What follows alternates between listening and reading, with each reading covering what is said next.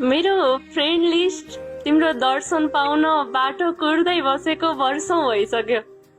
2 दिन आएर मक्ख पारेको होइन, कसम निस्वार्थ भावले वर्षौं पहिलेदेखि मैले तिमीलाई फलो गरे हौ। तिम्रो दुवै आइडी मेरो फलोइङ लिस्टमा ताज झैं सजिएका छन्।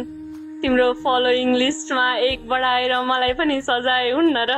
मेरो खुसी एकबाट 100मा पुर्याए हुन्न र?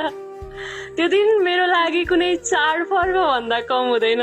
सुन न, मलाई पनि तिम्रो छेउमा थोरै ठाउँ दिए हुन्न र?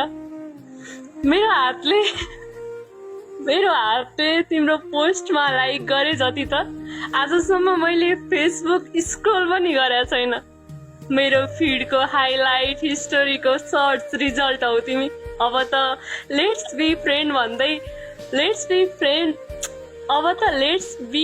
भन्दै डिएम गरे हुन्न र? साँच्चै भनेको अब त यो दूरी घटाउँदै मेरो मनलाई धन्य गरे हुन्न र? छोड न जिद, यो फ्यानको पनि मन राखिदिए हुन्न र? साँच्चै छोड न जिद, यो फ्यानको पनि मन राखिदिए हुन्न र? अब त हामी साथी बनौँ न हुन्न र? अब त हामी साथी बनौँ न हुन्न र? यही थियो क्या त्यो दिन। मान्छेहरूले च्याट गरिहाल्छ।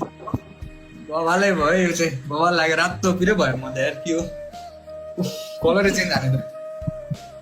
सरी ल, फिल्ममा भएन भन्नुभयो, तर म नर्भस हुन्छु एक त होइन, अर्को त अब खुसी छु नि त धेरै नै त्यही भएर नि हो क्या।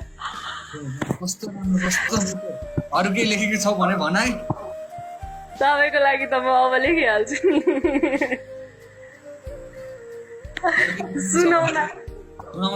सुनाउन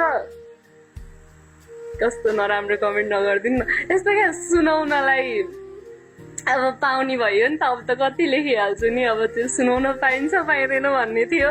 आमा आज त्यो कमेन्टमा गरे सपोर्टले मलाई कति खुसी मिल्यो। त्यति तपाईँहरूले नगर्नु भयो भए सायद मैले एउटाले कमेन्ट गरेर देख्नुहुन्न थियो होला होइन।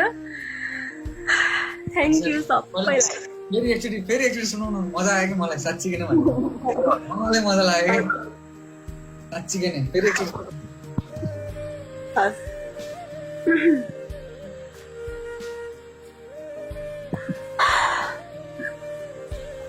मेरो फ्रेन्ड लिस्ट तिम्रो दर्शन पाउन बाटोको उड्दै बसेको वर्षौं भइसक्यो। 2 दिन आएर मक्ख पारेको होइन, कसम बिग फ्यान हो। निस्वार्थ भावले वर्षौं पहिलेदेखिबाटै मैले फलो गरे हौ। तिम्रा दुवै आइडी मेरो फलोइङ लिस्टमा ताज झैं सजिएका छन्। तिम्रो फलोइङमा एक बढाएर मलाई पनि सजाए हुन्न र? मेरो खुसी एकबाट 100मा पुर्याए हुन्न र? त्यो दिन मेरो लागि कुनै चाडपर्व भन्दा कम हुँदैन।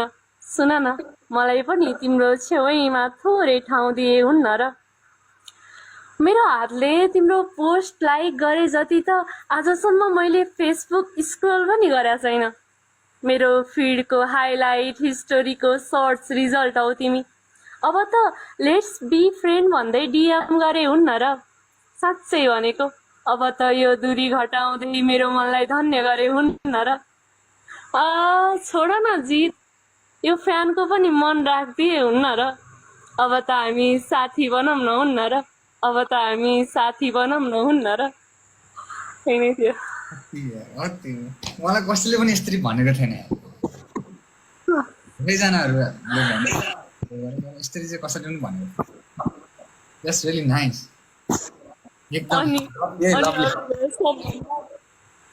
मैले चाहिँ के सोचेको थिएँ, यो सुनाएपछि मैले पाएँ भने, यो सुनाएपछि चाहिँ पाऊँ मैले फलो ब्याक सोचेको थिएँ क्या। पाएछु भने नि, यो सुनाएपछि चाहिँ पायो भने त्यो अति खुसी लाग्थ्यो। तर सुनाउनु भन्दा पहिला पाए त्यो नि एकदम खुसीको कुरा हो होइन। तर पनि यो सुनाए खुसी लाग्यो मलाई यार। यस्तो सम्झेर यस्तरी लेखिदियो, एकदम मलाई बहुत मजा आयो। Thank you. गाडी नुवाकोटमा छ अरे? नुवाकोट बट्टार, लास्टै गर्मी हो। हुन्छ, अब राम्रोसँग म पनि अब यसो लाइफ साइबिन गर्न ठ्याक्कै बोलाउनु कि भइरहेको थियो कि। तिम्रो म साथी थिएन नि त।